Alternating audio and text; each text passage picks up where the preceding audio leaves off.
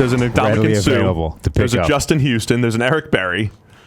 So those are our top 3 free agents remaining. The top 4 are all defensive players, including Zach Brown. We've got our list over at ProFootballFocus.com. I mean, there's a lot of big names. Ziggy Ansah, Muhammad Wilkerson, Vontaze Burfict just hit free agency after getting released by my Bengals. They're not my Bengals. Maybe I would have kept him around if they get hired by them. Yeah, I want that attitude on my team. Maybe Jared Valdir is sitting out there. Some interesting names. Jordy Nelson, he's been out and about visiting people. A bunch of old guys with big names. But I think those top 3, Suh, Justin Houston, Eric Berry, can all help teams. Let's discuss. Is there a place where you think these guys could go?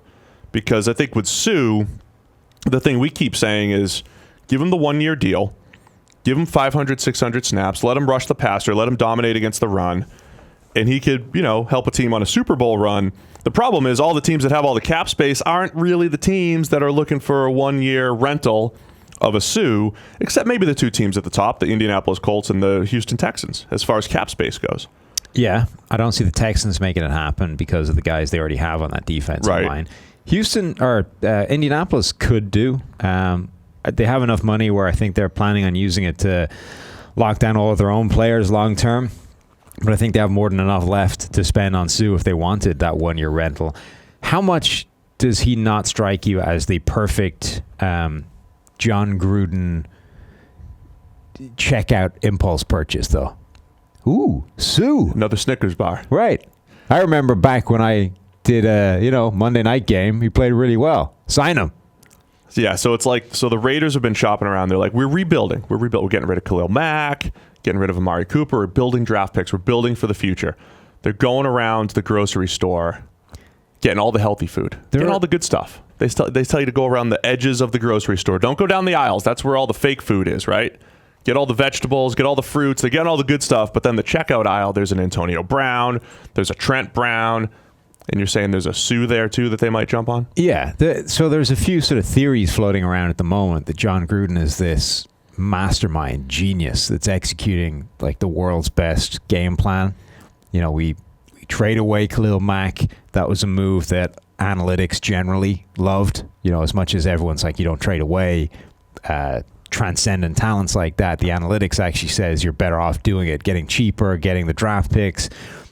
Building all this draft capital long term, right? So this is this 10-year Gruden contract, the big rebuild project. We're doing this whole thing from scratch. You trade away Khalil Mack, you trade away Amari Cooper, you amass all these first-round draft picks over the next couple of years.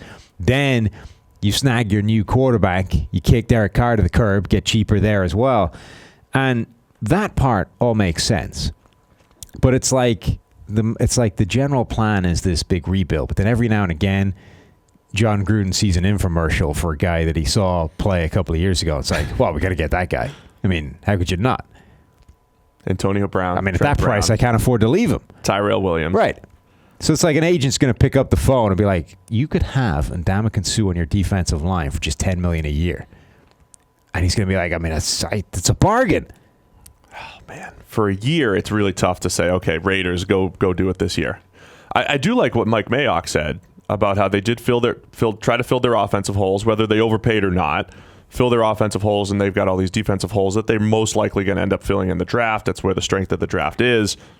Suh does feel like the impulse purchase, but I think Mayock has enough sense.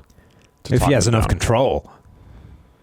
Here's what I think it is, right? What do you think, though? John Gruden, and I don't mean this in a negative sense, right? Because I do the same thing. If I watched enough TV for it to be a problem. John Gruden is the guy that's sitting there, he's watching TV, he's, minding the finances, right? He's like, I'm saving for, I don't know, whatever it is. I'm saving for a houseboat, right? Minding all the money, keeping it in the bank, but then he's watching TV. And then the infomercial comes on for that stainless steel frying pan that you can't scratch. It's like, wow, I mean, I've scratched the hell out of all my pans for $29.95. I get 3 of them all the time. Right. I need frying pans. And then he dials up, credit card is out, and he's buying those things. So Ndamukong Suh, as seen on TV, you can have him for just 1 year, $9 million. And while they're on the phone, they'll be like, and if you spend twice that, I can get you Suh and whoever the next guy on my depth chart is that I'm trying to get. So why don't the Raiders just fill their defensive holes and just get Suh, Eric Berry, and Justin Houston? So this is what I think happens. Just go down our free agent list. He's got this long-term saving plan. He wants to build up the Raiders. There's a big rebuild going, and then he sees an infomercial for a guy that he can't turn down. I remember when he dominated this game I commentated on a couple of years ago, and now he's available for a knockdown cheap price. John, with a money-back guarantee. We went from shopping at the grocery store buying Snickers to now as seen on TV. That's what I think it is. It's infomercials. Okay. It's infomercials while he's sitting there trying to save long term. Everybody jokes about the anti-analytic speech that he had a couple years ago. So there's the truth is somewhere in between here, right? I don't think that he's mastermind genius behind the scenes building this thing. Yeah. He's also not like literally trying to rebuild 1998. No. Never was. Even in that 1998 speech, like if you read the entirety of the thing, it was more nuanced than that one line. Yeah, but the one line was what got took out of it. I mean, the day. I don't know how much we can reveal on this. I mean, like the day after he gave that speech, we saw him out and about around Indianapolis, and he's like, "Hey, love these PFF guys, love you guys." Yeah. He came up and said hello. But we were all out to dinner, and he dropped in and said hello and how much he loves us. Even in that speech, he was referencing, a bunch of data and all that kind of stuff. It was just that was the line that everybody took out of it. Right. So the answer's somewhere in between. Anyway, let's get back to who's going to sign Suh, because I'm looking. Raiders. I think the Colts would. I don't think they're going to. Whatever. So who else takes a shot at this? I'm already done. He's gone to Suh. There's no way Gruden turns down that kind of bargain impulse purchase. Cowboys? What about the Cowboys? By all means, make a case for a team you want. He's already going to the Raiders. I'm going to say the Cowboys should make a play for Suh.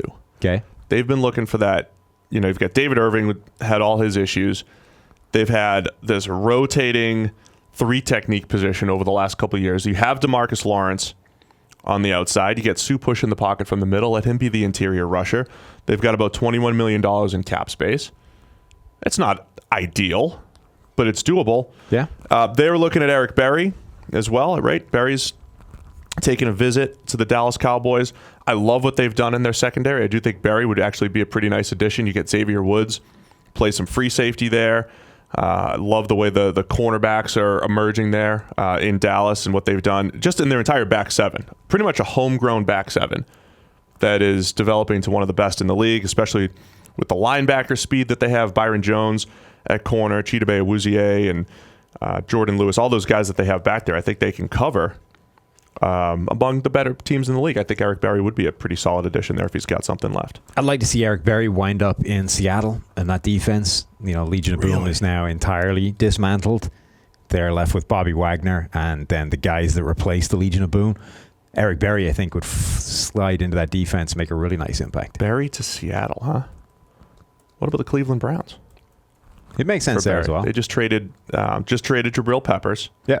That could be a place. And they still have $36 million in cap space. I don't know how you don't want to go completely all in for 1 year if you're the Browns, right? I don't know what Eric Berry's cost would be anymore, given how big the injury concerns. And, he would fill a hole there, and they're a potential playoff team. And then Justin Houston. Let's discuss Justin Houston. You've got your rent-to-pass rusher essentially here. I think the Colts, again, make a ton of sense, right? Sure. The New York Jets have a ton of money, but they're in rebuilding mode. And always need an edge rusher. The 49ers, I think, I'm just going down the guys that have cap space here. The 49ers have a ton of cap space, but they're probably drafting Nick Bosa, if he's available, pairing him with Dee Ford, who they just put a lot of investment into. The Bills are in rebuild mode. The Browns are there again, but they just invested a ton in the defensive line. Bengals, Raiders, Dolphins, Cardinals, a lot of rebuilds here. Lions just invested in Trey Flowers. Do you get a Justin Houston opposite him? It's the Raiders again, isn't it? The Raiders are getting Justin Houston. Oh, as seen on TV, Justin Houston. Man, I remember that time that guy, love that guy, got 22 sacks. 22 sacks that guy got. All an agent needs to do. We can get 8 out of him. Call up the phone, say, for the low price of $12 million. Hey, John. Just for 1 year. You too could have an edge rusher. You're not even tied to him. That dominates. Just go 1 year at a time. How about the Ravens? Ravens? Yeah. I think they're done in free agency, though. Right. But the Ravens need some help on they Terrell Suggs walks, Justin Houston. Yeah. Year rental. How about the Bears? The Bears. The Bears. pair Justin Houston with Khalil Mack. I think Leonard Floyd still never really developed Yeah. the way people wanted. So, do you have a Justin Houston landing spot besides the Raiders? You can't say the Raiders for everything. Just those two. I'm not giving him Eric Berry. So, ProFootballFocus.com, PFF's top 3 free agents, Ndamukong Suh, Justin Houston, Eric Berry. You're going to say 2 of them go to the Oakland Raiders in their rebuild. Well, yeah, I'm going to say maybe not both together, but I definitely Gruden signing one of them. Okay. That's the kind of infomercial purchase you can't afford to turn down. Can't afford to turn it down. All right.